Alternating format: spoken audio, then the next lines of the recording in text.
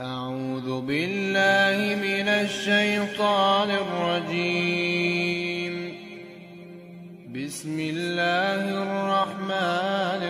الرحيم. سبحان الذي أسرى بعبده ليلا من المسجد الحرام إلى المسجد الأقصى الذي باركنا حوله لنريه من آياتنا إنه هو السميع البصير. وآتينا موسى الكتاب وجعلناه هدى لبني إسرائيل ألا تتخذوا من دوني وكيلا ذرية من حملنا مع نوح إنه كان عبدا شكورا. وقضينا إلى بني إسرائيل في الكتاب لتفسدن في الأرض مرتين ولتعلن علوا كبيرا. فإذا جاء وعد أولاهما بعثنا عليكم عبادا لنا أولي بأس شديد فجاسوا خلال الديار وكان وعدا مفعولا. ثم رددنا لكم الكرة عليهم وأمددناكم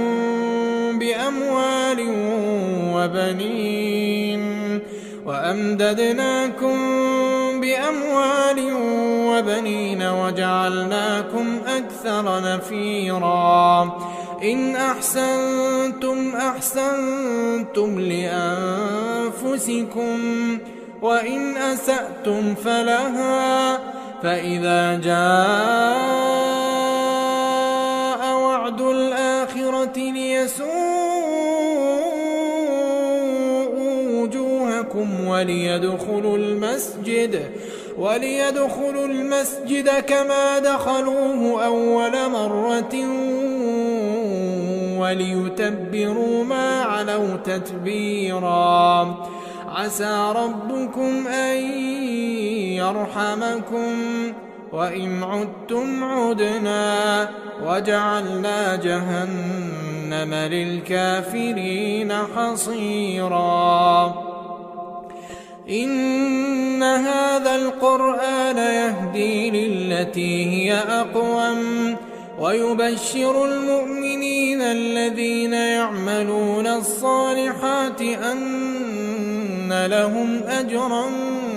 كبيرا وأن الذين لا يؤمنون بالآخرة أعتدنا لهم عذابا أليما.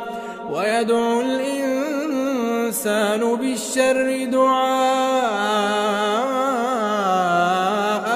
بالخير وكان الإنسان عجولا. وجعلنا الليل والنهار آيتين فمحونا آية الليل وجعلنا آية النهار مبصرة لتبتغوا فضلا من ربكم ولتعلموا عدد السنين والحساب وكل شيء فصلناه تفصيلا. وكل إنسان ألزمناه طائره في عنقه ونخرج له يوم القيامة كتابا يلقاه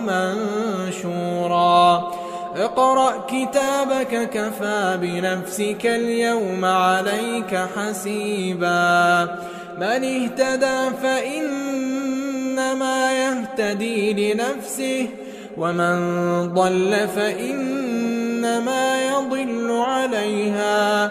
ولا تزر وازرة وزر أخرى وما كنا معذبين حتى نبعث رسولا وإذا أردنا أن نهلك قرية أمرنا مترفيها ففسقوا فيها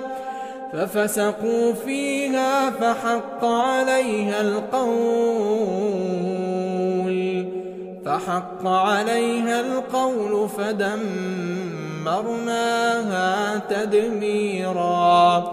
وكم أهلكنا من القرون من بعد نوح وكفى بربك بذنوب عباده خبيرا بصيرا من كان يريد العاجلة عجلنا له فيها ما نشاء لمن نريد ثم جعلنا له جهنم يصلاها مذموما مدحورا ومن أراد الآخرة وسعى لها سعيها وهو مؤمن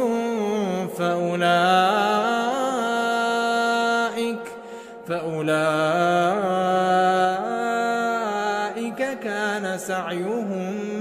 مشكورا كلا نمد هؤلاء وهؤلاء من عطاء ربك وما كان عطاء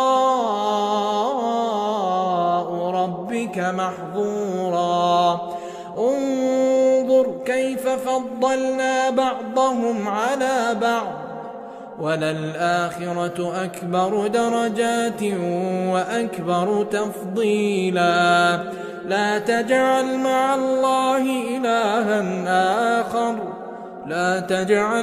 الله إلها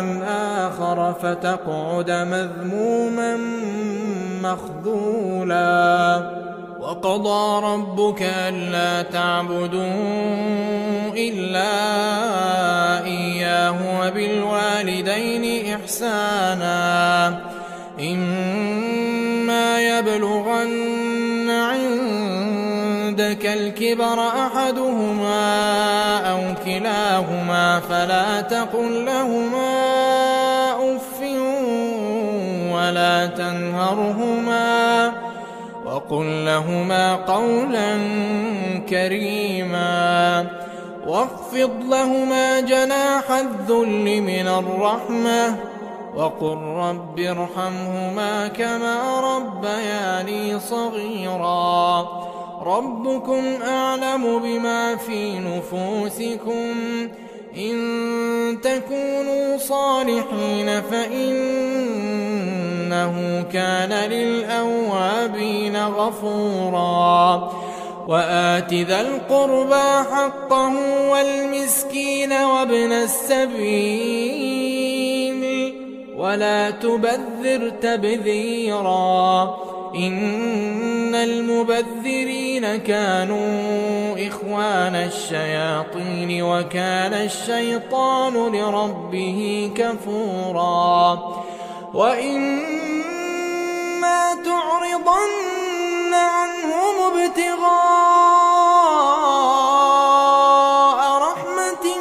من ربك ترجوها فقل لهم قولا ميسورا ولا تجعل يدك مغلولة إلى عنقك ولا تبسطها كل البسط فتقعد ملوما محسورا إن ربك يبسط الرزق لمن يشاء ويقدر إنه كان بعباده خبيرا بصيرا ولا تقتلوا أولادكم خشية إملاق نحن نرزقهم وإياكم إن قتلهم كان خطأ كبيرا ولا تقربوا الزنا إنه كان فاحشة وساء سبيلا ولا تقتلوا النفس التي حرم الله إلا بالحق ومن قتل مظلوما فقد جعلنا لوليه سلطانا فلا يسرف في القتل إنه كان منصورا ولا تقربوا مال اليتيم إلا بالتي هي أحسن ولا تقربوا مال اليتيم إلا بالتي هي أحسن حتى يبلغ أشده وأوفوا بالعهد إن العهد كان مسؤولا وأوفوا الكيل إذا كلتم وزنوا بالقسطاس المستقيم ذلك خير وأحسن تأويلا ولا تقف ما ليس لك به علم إن السمع والبصر والفؤاد كل أولئك كان عنه مسؤولا ولا تمش في الأرض مرحا إنك لن تخرق الأرض ولن تبلغ الجبال طولا كل ذلك كان سيئه عند ربك مكروها ذلك مما أوحى إليك ربك من الحكمة ولا تجعل مع الله إلها آخر فتلقى في جهنم ملوما مدحورا أفأصفاكم ربكم بالبنين واتخذ من الملائكة إناثا إنكم لتقولون قولا عظيما ولقد صرفنا في هذا القرآن ليذكروا وما يزيدهم إلا نفورا قل لو كان معه آلهة كما يقولون إذا لابتغوا إلى ذي العرش سبيلا سبحانه وتعالى عما يقولون علوا كبيرا تسبح له السماوات السبع والأرض ومن فيهن وإن من شيء إلا يسبح بحمده ولكن لا تفقهون تسبيحهم إنه كان حليما غفورا وإذا قرأت القرآن جعلنا بينك وبين الذين لا يؤمنون بالآخرة حجابا مستورا وجعلنا على قلوبهم أكنة أن يفقهوه وفي آذانهم وقرا وإذا ذكرت ربك في القرآن وحده ولوا على أدبارهم نفورا نحن أعلم بما يستمعون به إذ يستمعون إليك وإذ هم نجوى إذ يقول الظالمون إن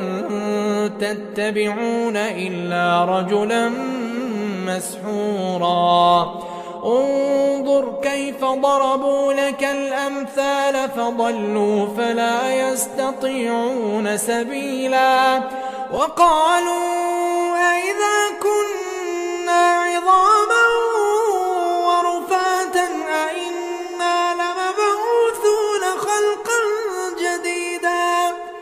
قل كونوا حجارة أو حديدا أو خلقا مما يكبر في صدوركم فسيقولون من يعيدنا قل الذي فطركم أول مرة فسينغضون إليك رؤوسهم ويقولون متاه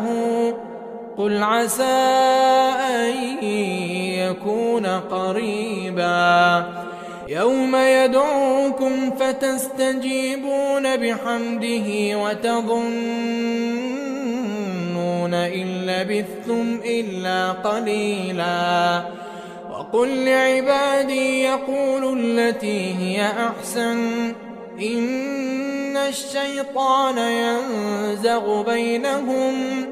إن الشيطان كان للإنسان عدوا مبينا ربكم أعلم بكم إن يشأ يرحمكم أو إن يشأ يعذبكم وما أرسلناك عليهم وكيلا وربك أعلم بمن في السماوات والأرض ولقد فضلنا بعض النبيين على بعض وآتينا داود زبورا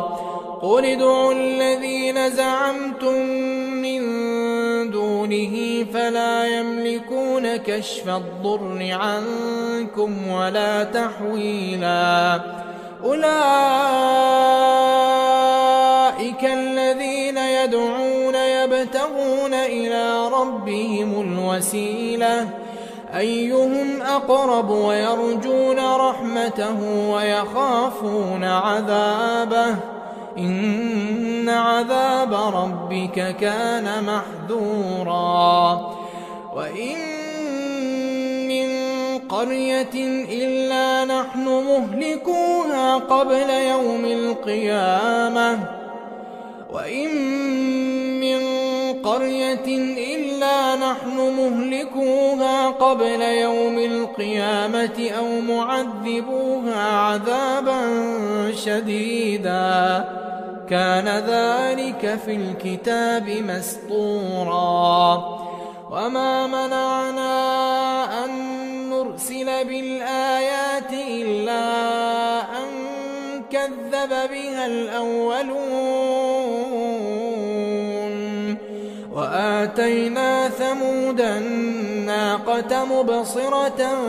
فظلموا بها وما نرسل بالآيات إلا تخويفا وإذ قلنا لك إن ربك أحاط بالناس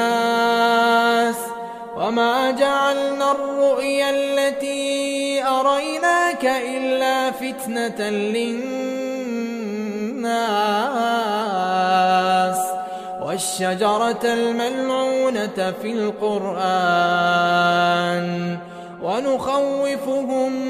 ونخوفهم فما يزيدهم إلا طغيانا كبيرا وإذ قلنا للملائكة اسجدوا لآدم فسجدوا إلا إبليس قال أأسجد لمن خلقت طينا قال أرأيتك هذا الذي كرمت علي لئن أخرتني إلى يوم القيامة لأحتنكن ذريته إلا قليلا قال اذهب فمن تبعك منهم فإن جهنم جزاؤكم جزاء موفورا واستفزز من استطعت منهم بصوتك وأجلب عليهم بخيلك ورجلك وشاركهم في الأموال والأولاد وما يعدهم الشيطان إلا غرورا. إن عبادي ليس لك عليهم سلطان وكفى بربك وكيلا. ربكم الذي يزجي لكم الفلك في البحر لتبتغوا من فضله إنه كان بكم رحيما. وإذا مسكم الضر في البحر ضل من تدعون إلا إياه فلما نجاكم إلى البر أعرضتم وكان الإنسان كفورا. أفأمنتم أن يخسف بكم جانب البر أو يرسل عليكم حاصبا ثم لا تجدوا لكم وكيلا. أم أمنتم أن يعيدكم فيه تارة أخرى فيرسل عليكم قاصفا من الريح فيغرقكم بما كفرتم ثم لا تجدوا لكم علينا به تبيعا. ولقد كرمنا بني آدم وحملناهم في البر والبحر ورزقناهم من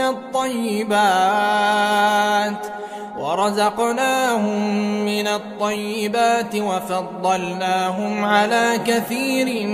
ممن خلقنا تفضيلا. يوم ندعو كل أناس بإمامهم فمن أوتي كتابه بيمينه فأولئك يقرؤون كتابهم ولا يظلمون فتيلا. ومن كان في هذه أعمى فهو في الآخرة أعمى وأضل سبيلا. وإن كادوا ليفتنونك عن الذي أوحينا إليك لتفتري علينا غيره وإذا لاتخذوك خليلا.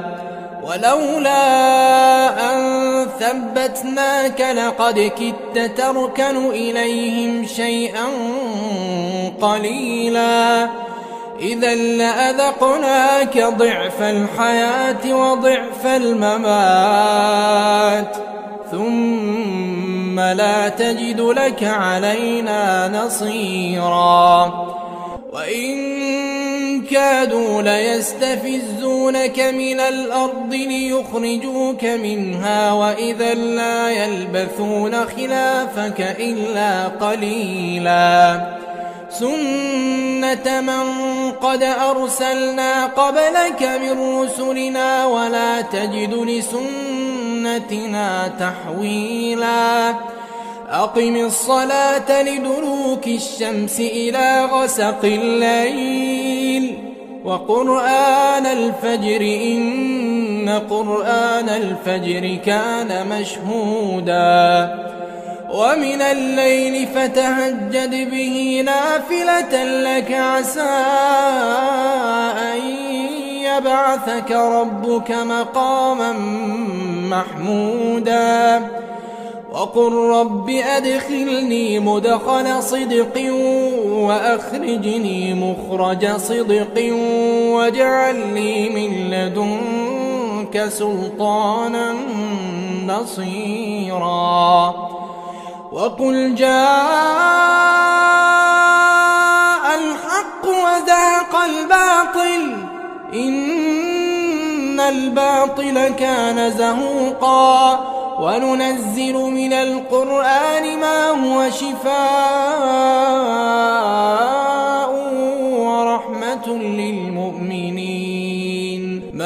شفاء ورحمة للمؤمنين ولا يزيد الظالمين إلا إلا خسارا. وإذا أنعمنا على الإنسان أعرض ونأى بجانبه وإذا مسه الشر كان يئوسا. قل كل يعمل على شاكلته فربكم أعلم بمن هو أهدى سبيلا. ويسألونك عن الروح قل الروح من أمر ربي وما أوتيتم من العلم إلا قليلا. ولئن شئنا لنذهبن بالذي أوحينا إليك ثم لا تجد لك به علينا وكيلا. إلا رحمة من ربك إن فضله كان عليك كبيرا. قل لئن اجتمعت الإنس والجن على أن يأتوا بمثل هذا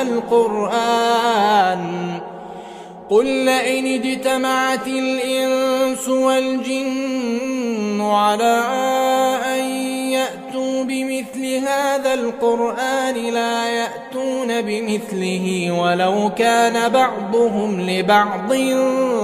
ظهيرا. ولقد صرفنا للناس في هذا القرآن من كل مثل فأبى أكثر الناس إلا كفورا. وقالوا لن نؤمن لك حتى تفجر لنا من الأرض ينبوعا أو تكون لك جنة من نخيل وعنب فتفجر الأنهار خلالها تفجيرا أو تسقط السماء كما زعمت علينا كسفا أو تأتي بالله والملائكة قبيلا أو يكون لك بيت من زخرف أو ترقى في السماء ولن نؤمن لرقيك حتى تنزل علينا كتابا نقرأه قل سبحان ربي هل كنت إلا بشرا رسولا. وما منع الناس أن يؤمنوا إذ جاءهم الهدى إلا أن قالوا أبعث الله بشرا رسولا.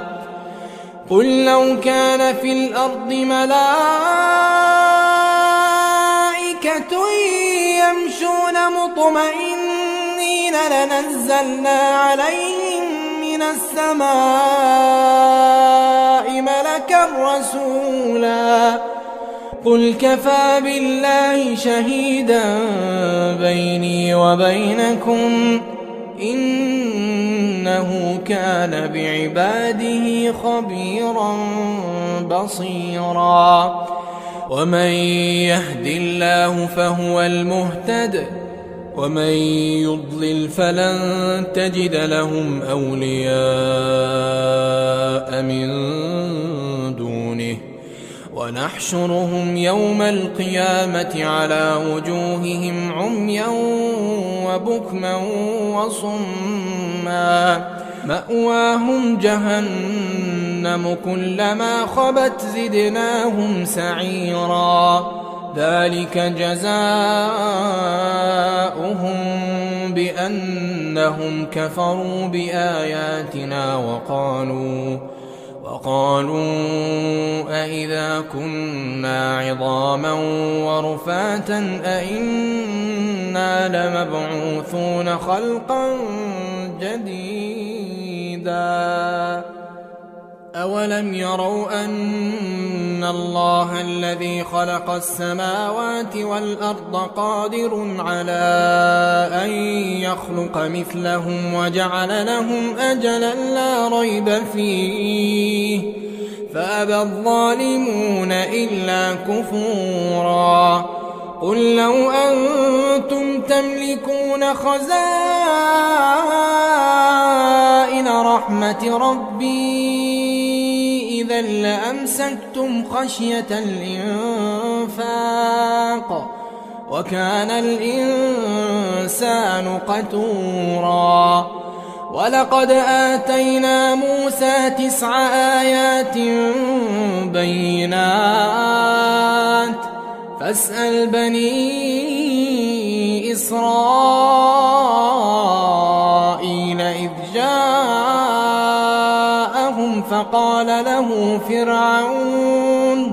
فقال له فرعون إني لأظنك يا موسى مسحورا قال لقد علمت ما أنزل هؤلاء إلا رب السماوات والأرض بصائر وإني لأظنك يا فرعون مثبورا فأراد أن يستفزهم من الأرض فأغرقناه ومن معه جميعا وقلنا من بعده لبني إسرائيل اسكنوا الأرض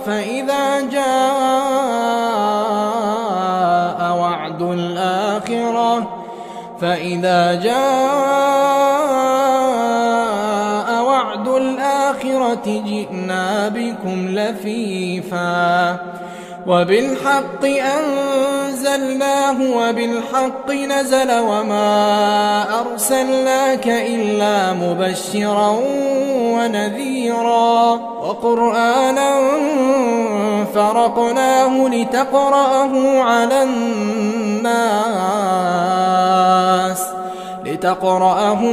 الناس على مكث ونزلناه تنزيلا قل آمنوا به أو لا تؤمنوا إن الذين أوتوا العلم من قبله إذا يتلى عليهم يخرون للأذقان سجدا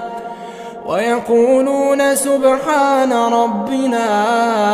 إن كان وعد ربنا لمفعولا ويخرون للأذقان يبكون ويزيدهم خشوعا قل ادعوا الله أو ادعوا الرحمن أيما تدعوا فله الأسماء الحسنى ولا تجهر بصلاتك ولا تخافت بها وابتغ بين ذلك سبيلا وقل الحمد لله الذي لم يتخذ ولدا ولم يكن له شريك في الملك ولم يكن له ولي من الذل وكبره تكبيرا.